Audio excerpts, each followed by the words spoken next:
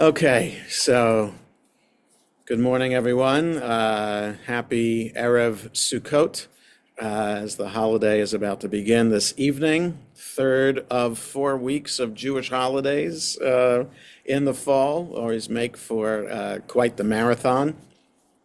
And with the windstorm that we had here the other day, it also made for a challenge as to when to build the sukkah, whether the sukkah would need to be rebuilt or not. And fortunately, our custodian um, uh, was able to secure our sukkah with ropes and tent pegs on each corner of the shul sukkah, so it's still standing. Some of the paper chains are a little bit all over the place, but otherwise we're okay. Um, Well, I so, remember the first year we were in there before we got that one, and yeah, it didn't even last. that's right. That's right. It just blew all over the place. That's right. Yeah. So we're in a better place today. So, what I wanted to do today is because this Shabbat is not, we depart from the weekly cycle of Torah readings, because it is Shabbat during Sukkot, in Hebrew, Shabbat Chol HaMoed, which technically means Shabbat weekday of the Shabbat weekday of the festival. So it's kind of Shabbat isn't a weekday, it's Shabbat, but it's Shabbat during the 8-day festival of Sukkot. So the Torah reading is a different Torah reading, special for Shabbat Chol HaMoed. And we also read for us selections from the book of Ecclesiastes. So the book Kohelet, each one of this section of the Bible known as the five scrolls, each one of them is assigned a different holiday or fast day throughout the year. And Ecclesiastes is assigned to the holiday of Sukkot. So I thought I'm going to share my screen because I have Safaria website already brought up on my browser, and Safaria is a great website. You hardly need a library anymore because everything is accessible on Safaria. So I'll share my screen there in just a moment. So the book of Kohelet is translated as Ecclesiastes. Kohelet, he introduces himself as son of David, king in Jerusalem. So because of that, traditional commentators, rabbis of the Mishnah and the Talmud, and later commentators say that he's none other than King Solomon. People have different names, so it's not too much of a stretch, the rabbis say, to assume that it is Solomon talking and writing the book. And there are 3 books in the Bible that are associated with King Solomon. So Song of Songs is ascribed to him because the first verse says, Shir HaShirim Asher Li Shlomo, the Song of Songs according to or written by Solomon. And also the book of Proverbs is also seen to have been written by King Solomon. So 3 books associated with King Solomon, written at different points of his life, according to the rabbis. That's Song of Songs, because it's a love story written in his youth. Proverbs written in midlife, and Ecclesiastes written at the end, because we'll see, we're going to just look at a couple chapters of it. It's kind of a reflection about what the meaning of life is. And that's also associated with the holiday of Sukkot, because Sukkot is this transition time in the agricultural year. That is, it is a celebration of the harvest, and at the same time, we pray for rain. We pray we pray for rain on Shmini Atzeret, the day after Sukkot, the last weekend. That's next weekend's holiday. So as we bring in the harvest and rejoice with the bounty, we're also anxious about rainfall for the winter time to make sure that next year will be bountiful too. So we're happy and tense all at the same time. And so that because of this transition, wondering, how things in the world work, and our dependence on God and nature for a good life. That's the association with the book of Ecclesiastes and why we read it on this holiday. So normally it's always read on the Shabbat during Sukkot, and if there isn't a Shabbat during Sukkot, in other words, the first two and last 2 days fall, one of them fall on Shabbat. Usually that means that Shmini Atzeret would be on Shabbat, and then Kohelet would be read on Shabbat when it's Shmini Atzeret. So that's the idea. It's the same with Song of Songs on Passover, always read on the Shabbat during Passover, unless there isn't a Shabbat during Passover, then it's read on the 7th or the 8th day, whatever day is Shabbat. So that's the rule for that. So one more person coming in, and then I'll share my screen. Okay. So like I said, it's available on Sefaria, and here is the screen. Okay. So again, Sefaria is a great resource and free for all. There's no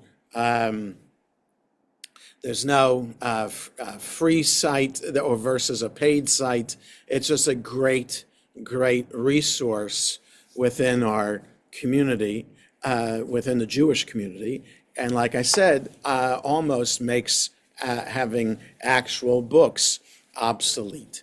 So what I want to do is look at the first chapter and then a little bit from the end as well, so we get a flavor of what Kohelet is all about. By the way, there's a separate trope for when it's chanted. So the trope is for Kohelet is the same as the one for Song of Songs and Kohelet, Song of Songs, and Ruth. I was trying to think what's the other book that has the same trope. So these three books that are read on the three festivals, the three pilgrimage festivals, all have the same trope. So it looks like Haftarah trop or Torah trop, but it's sung differently. So it would sound like this. The first sentence, the first verse would sound like this. Divrei Kohelet ben David, Melech Birushalayim. Okay, so that's Havel Havalim Amar Kohelet, Havel Havalim Hakol Havel. Okay, I'm not a cantor, and it's not perfect, but you get the sense of what it is. Let me say the bracha for Torah study. Baruch atah Adonai Eloheinu melech haolam, asher kitshanu b'mitzvotav v'tzivanu la'asok b'divrei Torah. So, Divrei Kohelet ben David, Melech b'Yerushalayim. The words of Kohelet, son of David, king in Jerusalem. The footnotes here are all from the JPS translation, and if we just look at what A says, probably the assembler, that is, of hearers or of sayings, see the end of the book about how to understand that then. So Kohelet from the Kuf He Lamed, which means congregation. So Kohelet is the congregator. Why that would be the name of a person? Not sure. We'd have to look at scholarly editions of the book of Kohelet to kind of understand that name. It's not a name that's used. If like there are no little boys running around in preschool in Israel named Kohelet. It's just not a name that's used. So these are the words of Kohelet, son of David, king in Jerusalem. What does he start with? Havel havalim amar Kohelet, Havel havalim hakol havel. Utter futility, said Kohelet, utter futility, all is futile. Ma yitron la'adam b'chol amalo she'amol tachad hashamesh. What real value is there for a man or for a person in all the gains he makes beneath the sun? Okay, I'm keeping everybody muted unless they have a question to ask. Okay, it's just, yes, Deborah. So I have the art scroll. Yeah. Because many years I was studying with Cantor Wendy. Yeah. And it says here, Solomon was called Kohelet because he assembled much wisdom, and that's from Rashi. Okay, so there's an idea too. Okay, it's just so Rashi usually quotes Midrash in his commentary, and Rashi is the most well-known of all of the traditional medieval commentators. So is he right? Well, from a traditional perspective, he's right, but from a scholarly perspective, we have no idea. Okay, so it doesn't really matter who Kohelet was, and again, Deborah, in reading the art scroll, their translation says Koheles because they go with the Ashkenazi way of pronouncing Hebrew, that the letter Tuf without a dot in it makes the S sound. That's not the way I learned how to read Hebrew. It is the way that Paul Tillis learned how to read Hebrew, and that's why he still reads Torah that way. Joel Friedman, when he reads, does the same thing. But I went to Jewish day school, and in Jewish day school, they teach the Israeli way of pronouncing Hebrew, and so the letter Tuf, whether it has a dot in it or not, is pronounced like a T. All right, so he gets to his meaning of life right away. Utter futility, all is futile, or it's all kind of useless, or thrown to the wind kind of idea of how to translate the word hey, bet, lamed. What real value is there for a person on all the gains he makes beneath the sun, right? What's the point of amassing great wealth when dor holech v'dor ba v'haaretz la'olam omadet? One generation goes, another comes, but the earth remains the same forever. We're going to die, and the earth stays here the same, right? One generation goes, one generation comes. V'zarach hashemesh uva hashamesh ve'el makomo sho'ef zareach husham. The sun rises, the sun sets, and glides back to where it rises, right?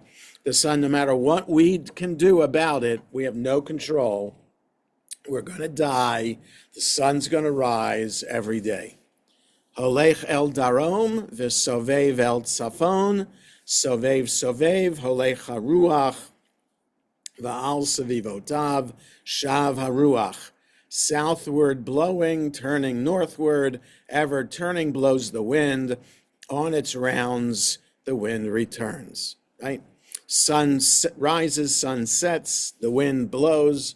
Kol hanechalim holchim el hayam, v'hayam enenu maleh.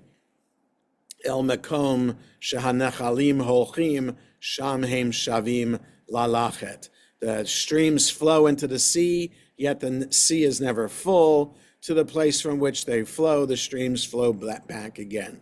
All right, so just a traditional perspective of how the waters flow into the ocean, How is it that the ocean doesn't rise any further? Well, it must be somehow a way that the water just goes back to its source and water just keeps on flowing. Kol hadvarim yegeim lo yuchal ish ledaber lo tisba ayin lirot velo timale ozen mishmoa. All such things are wearisome. No man can ever state them. The eye never has enough of seeing, nor the ear enough of hearing. Right? So we can talk about the meaning of life from here to kingdom come.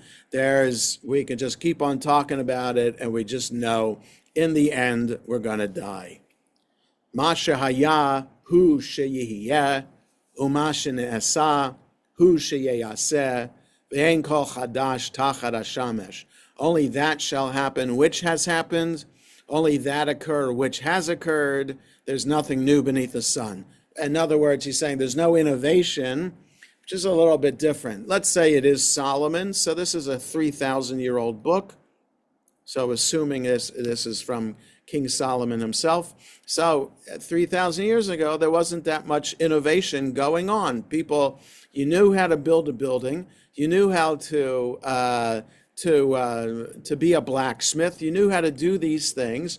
And there was no new technology coming along the way that, whoa, this is so different now, how much life is easier. Okay, so in our day and age, this verse wouldn't be right. There are still new things that are happening.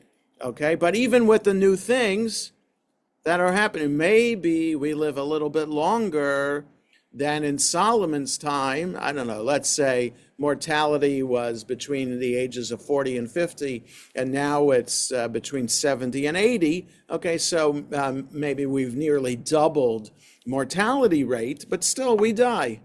There's always the elusive search for the fountain of youth or anti-aging medication or food or natural resources. But in the end, no matter what we do, no matter what kind of new technology that will enhance life, it's not going to be the ultimate of making us immortal.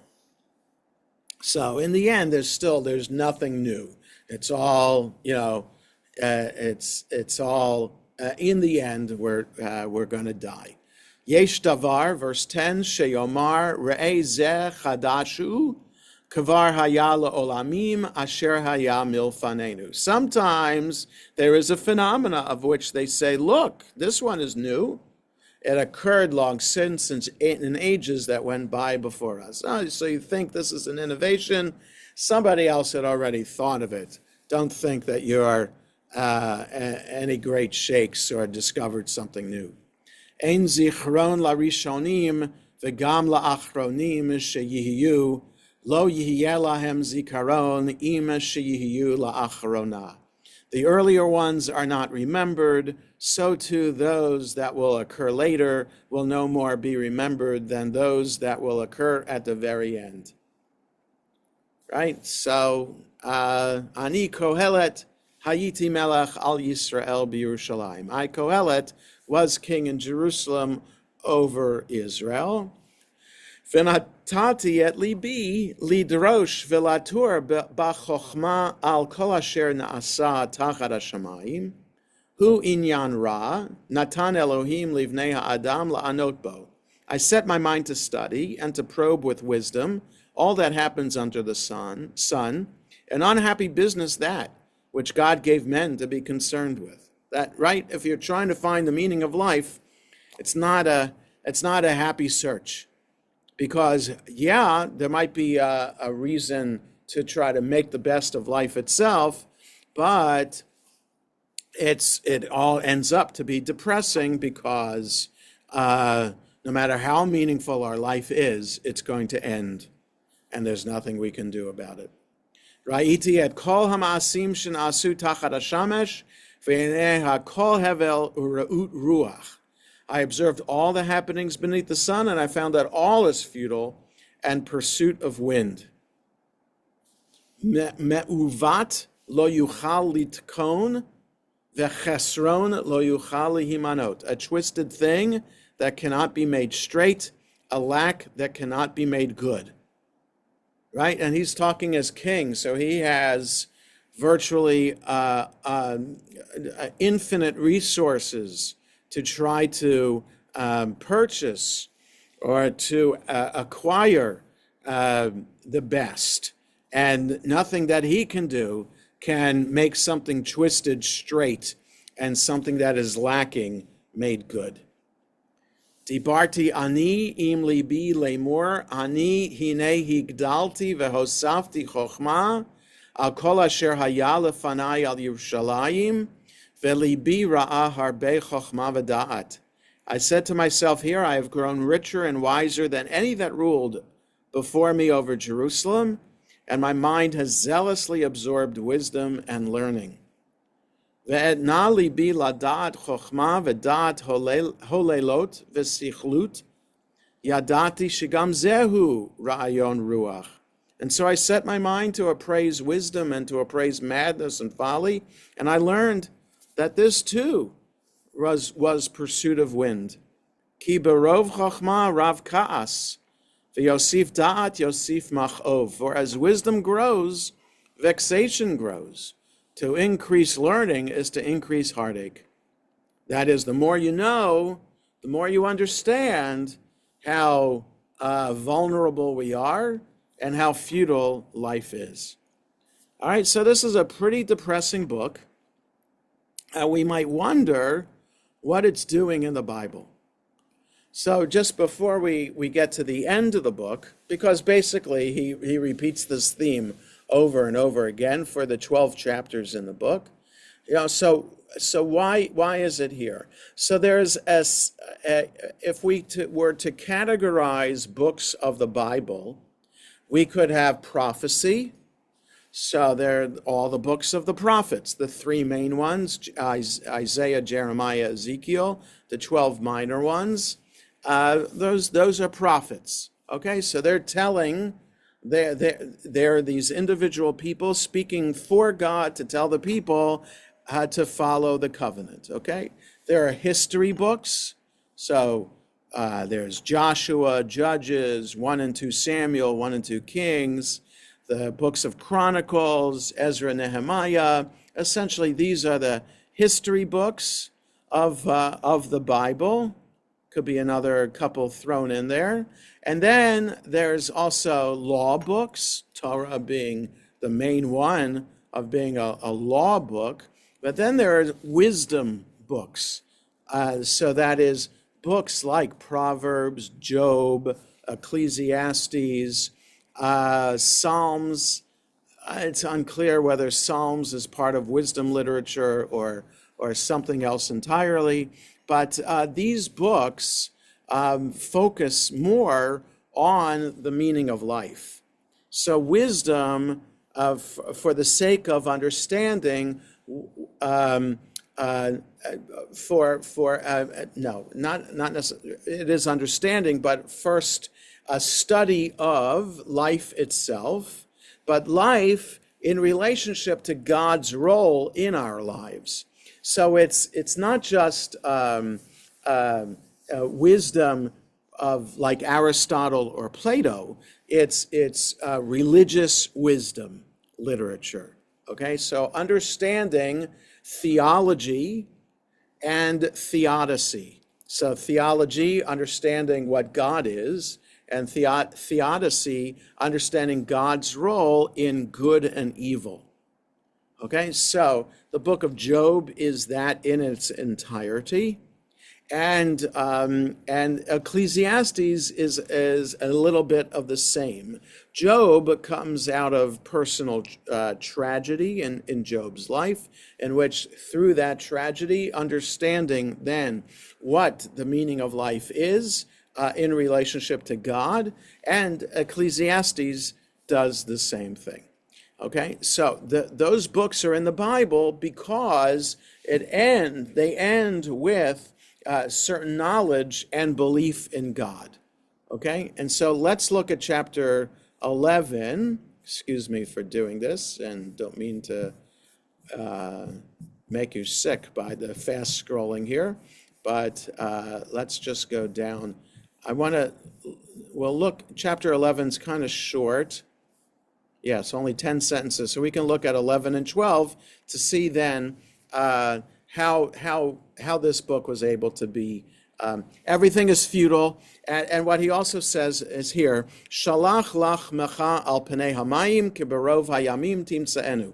Send your bread forth upon the waters, for after many days you'll find it.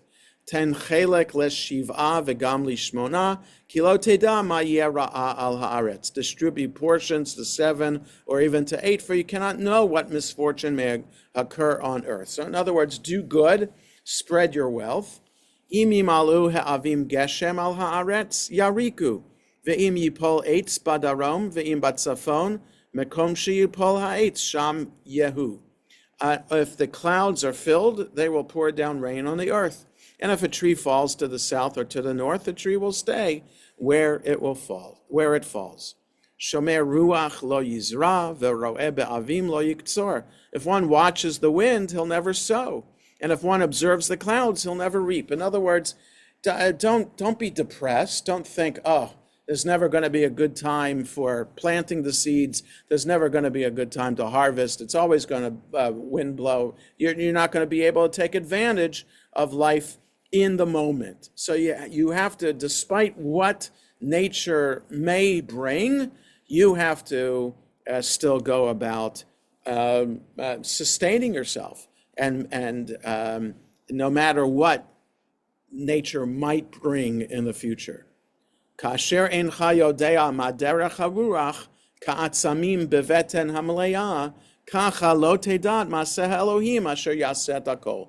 Just as you don't know how the life breath passes into the limbs within the womb of the pregnant woman, right? We have no idea how a fetus, how an egg gets well, I'm speaking in Solomon's time. We do know, but it's still miraculous how an egg gets fertilized and then implanted in the womb and starts to live, right? That's a whole miraculous process. So too, we cannot foresee the actions of God who causes all things to happen. Okay, so this is one reason why Kohelet is here. We ascribe everything to God.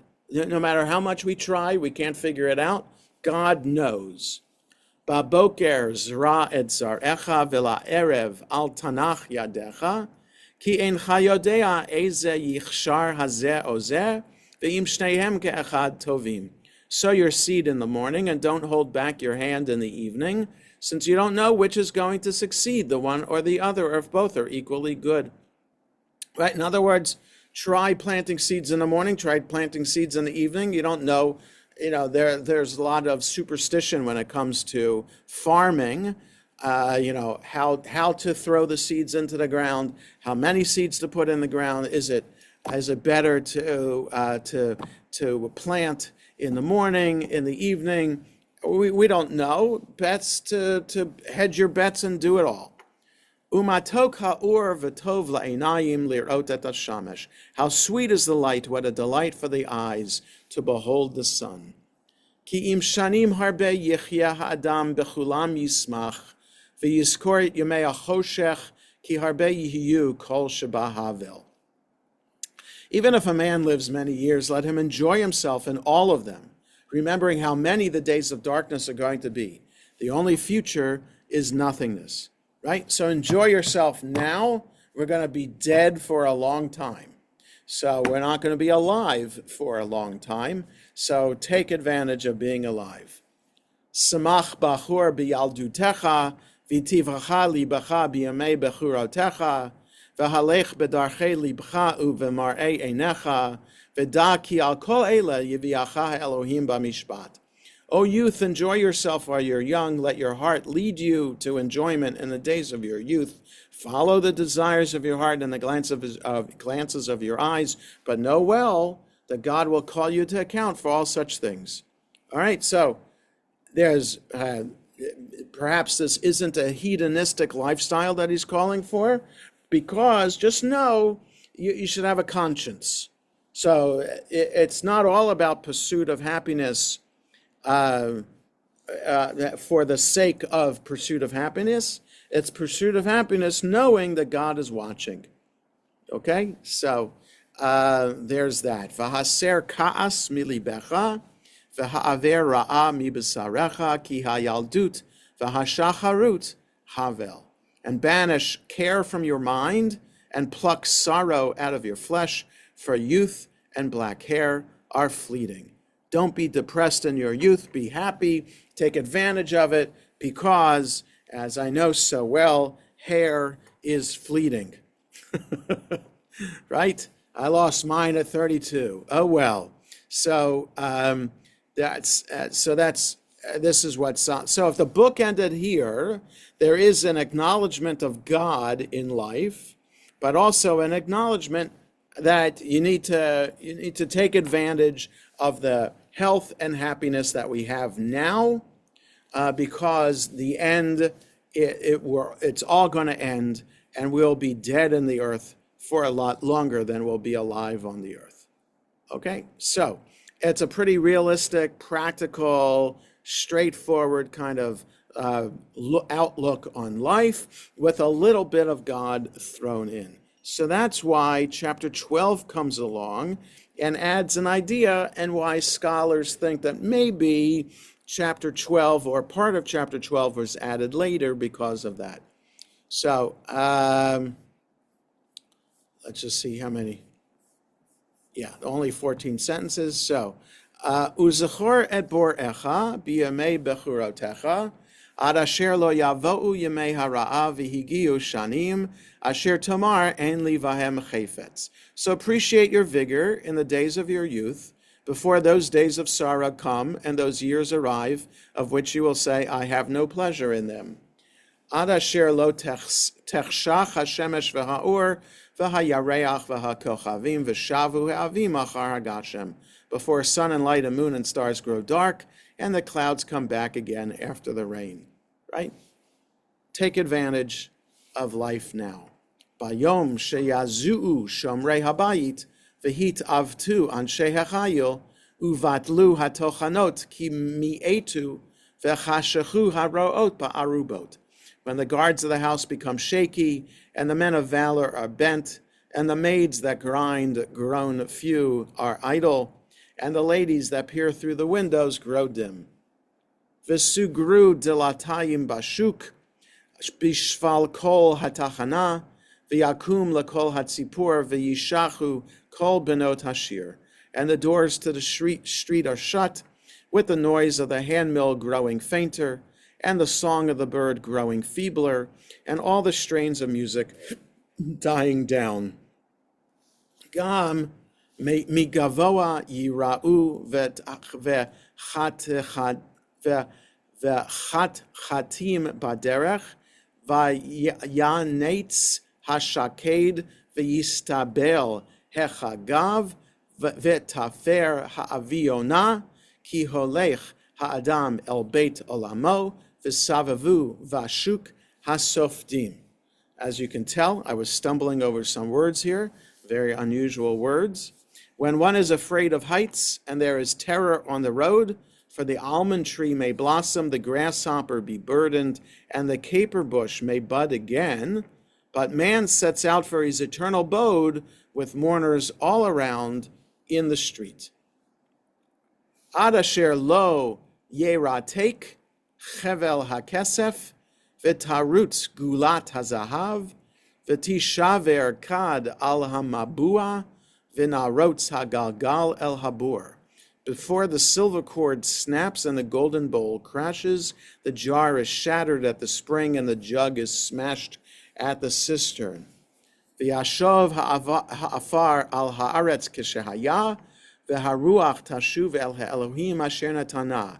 And the dust returns to the ground as it was, and the life breath returns to God who bestowed it. Just by the way, in my little siddur that I use for weddings and funerals, after everybody has had opportunity to shovel earth into the grave, I recite a prayer in which this verse is the first line. As the dust returns to the ground as it was, in other words, we're shoveling over the deceased in the grave, and the life breath returns to God who bestowed it, right? So here's the idea, take advantage of life now before the silver cord snaps, the golden bowl crashes, the jar is shattered, the jug is smashed, that before life ends, and the dust returns to the ground, right? We're born from the dust, so we are dust, and the life breath returns to God. 8, Havel Havalim Amar HaKohelet HaKol Havel. Utter futility, said the Kohelet, all is futile, right? So just like he said at the beginning of the book, so too he's saying at the end. Now, it's like an appendix. V'yoter shehaya Kohelet Chacham, od limad da'at et ha'am v'izein v'chiker tikein mishalim harbe. A further word, because Kohelet was a sage, he continued to instruct the people. He listened to and tested the soundness of many maxims. Okay, so don't think this little appendix is saying that was the end of what Kohelet had to say. He started with Hevel Havalim HaKol Havel. He ends with verse 8 in chapter 12, Hevel Havalim HaKol Havel. Don't think that that's the end of it. Verse 9 says, no. He kept on studying and kept on trying to figure out what life was. And in verse 10, Bikesh Kohelet limtso divrei chayfetz v'chatuv yosher divrei amet. Kohelet sought to discover useful sayings and recorded genuinely truthful sayings. Divrei chachamim kadar vonot uchemashmirot netuim ba'alei asupot nitnu mero'eh echad. The sayings of the wise are like goads, like nails fixed in prodding sticks. They were given by one shepherd. Veyoter mehema b'ni hizaher, ha'asot sefarim harbe ein kates, ve'lahag harbe yegiat basar. A further word against them, my son, be warned. The making of many books is without limit, and much study is wearying of the flesh. Sof davar hakol nishma, et ha'elohim yira ve'et mitzvotav shemor ki zeh kol ha'adam. The sum of the matter, when all is said and done, revere God and observe his commandments, for this applies to all mankind. So this is why the book is in the Bible. For this verse, the sum of the matter, when all said and done, revere God and observe his commandments. For this applies to all mankind. So not just to pursue happiness and to take advantage of life now, but to do so while observing the commandments. And 14, Ki et kol ma'aseh Elohim yaviv v'mishpat al kol ne'elam im tov im ra. That God will call every creature to account for everything unknown, be it good or bad. And since the book ends on a bad note, it's always customary when chanting the book in synagogue that you repeat the second to last verse and end on an up note. So Teen 11 is going to be chanting this in synagogue, the selections. And so really, Sof Davar HaKol Nishma Et Elohim. No, I'm doing Torah Trup. Torah for High Holiday Trup. All right, so I can't do it now. I have the High Holiday Trup in mind. So never mind, I won't be able to sing it. So the sum of the matter, when all is said and done, revere God and observe his commandments, for this applies to all mankind. Okay, so this is the book of Ecclesiastes, 12 chapters worth. And just a fascinating take to add a sense of philosophy to the services, right? Because the liturgy really talks about Jewish history, and it talks about the observance of the commandments and asking God to fulfill our requests and to have us celebrate the holiday of Sukkot with joy. So those are what our prayers are about, and this adds a little bit of philosophy to the service too. So, any questions or comments about the book? Okay, so this is what I wanted to talk about today. I want to wish everybody a Chag Sameach. I hope that we can enjoy the holiday of Sukkot this year. with as much joy as possible. Looks like we're going to have good weather to do it. Yes, Sumner, you have to unmute yourself.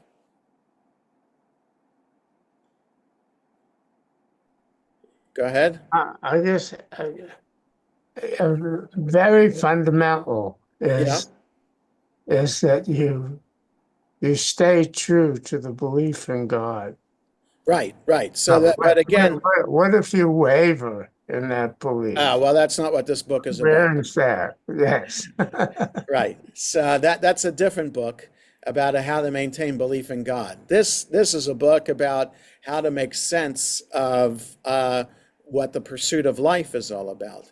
We should pursue as much as possible, like live in the moment, Ecclesiastes say, but understand that God is watching. So as we're living in the moment, make sure that we have a sense of good and bad and make the right choices. So that's the ultimate philosophy. But if you don't have a belief in God, well, that's not what this book is about, because there is no book in the Bible that talks about not believing in God.